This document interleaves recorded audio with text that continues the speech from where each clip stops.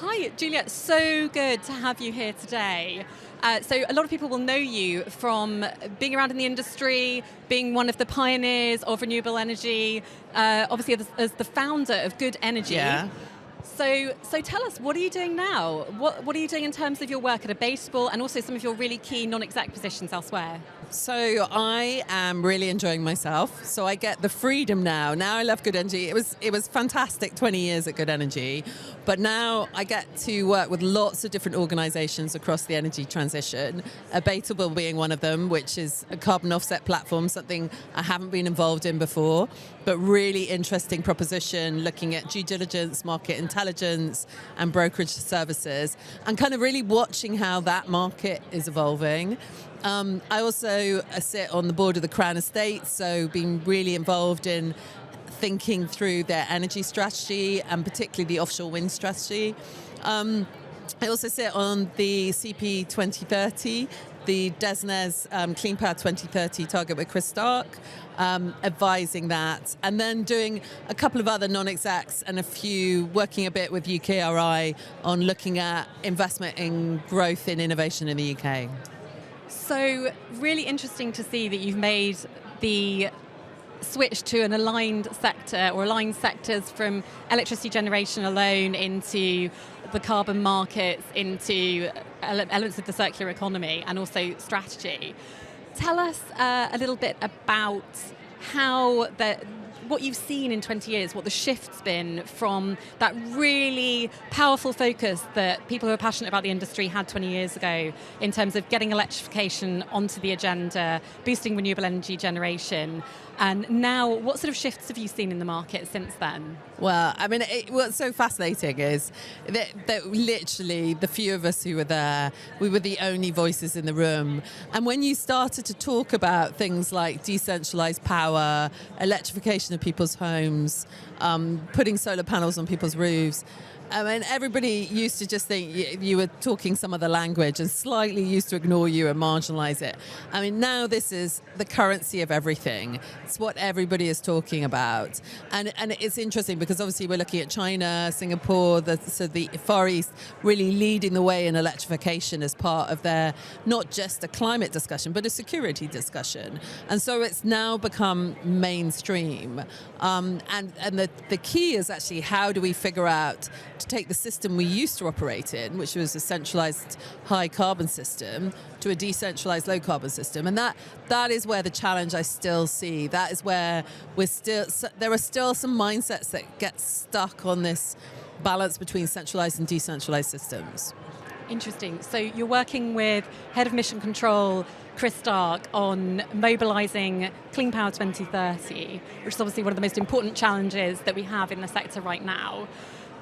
Have you seen a shift, and what sort of shift are you seeing in the way that government's handling the industry from electrification alone being top of the agenda to now grid infrastructure and also the carbon market playing a role in government's thinking? Yeah, so I mean, I think the big shift I've seen is that government's been much more strategic than it previously was. So I worked with government a little bit, probably 15 years ago, on the renewable energy shift. And what was fascinating then, particularly the grid infrastructure, was not seen as a strategic play. It was very much seen as we leave it to the market and the market will tell us where to build this. The challenge with that is that renewables aren't a purely market-led. They are also regional, so they tend to be where you have your resource. So the UK can't necessarily put offshore wind in places, either there's something else there already, or it's too deep, or the technology won't work, or whatever the situation is. So we are restricted. And therefore you do need a strategic government positioning in terms of where you build your grid.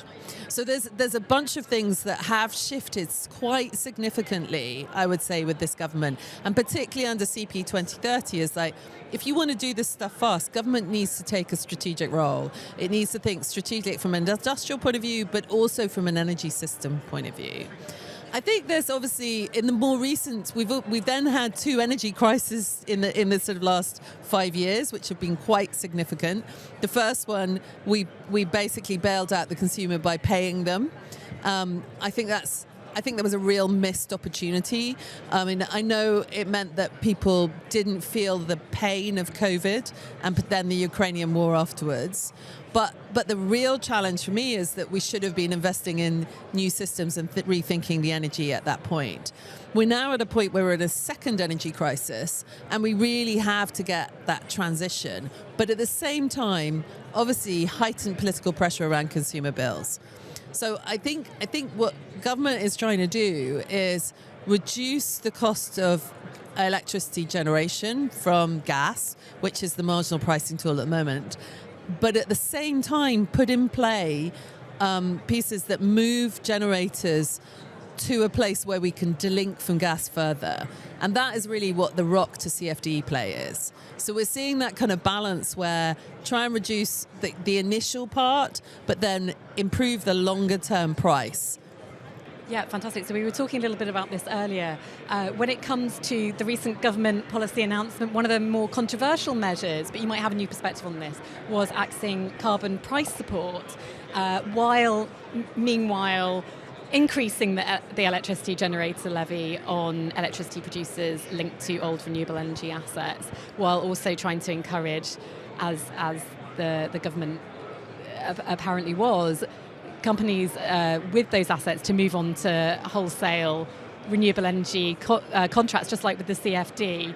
So was the CPS axing controversial in your view? What's your perspective on how that's going to work in order to funnel companies into this new system? How necessary is that right now in order to shore up energy security? I mean, I think it's a real dilemma, because essentially any investor is going to say any government that changes its policy halfway through an investment. So let's say you've got a renewable obligation and they've decided to remove it. As an investor, you're going to say, I'm not going to invest in that country again. So the risk premium for that country increases.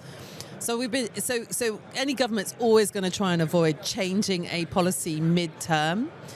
But at the same time, we've got a policy that's kind of outdated in the market that we're in. So the renewable obligation has been overhauled by the CfD. And the CfD provides long-term price certainty for the consumers in this country, whereas the renewable obligation was in a world where actually it was such a small part of the market at the time, it didn't matter as much. Now, what we're saying is that trying to transfer those renewable obligation generators onto a CfD will have two impacts, in my personal view. So first of all, it will bring us price stability and the ability to keep customers' bills lower. The other point that it will do is it will provide long-term certainty in price.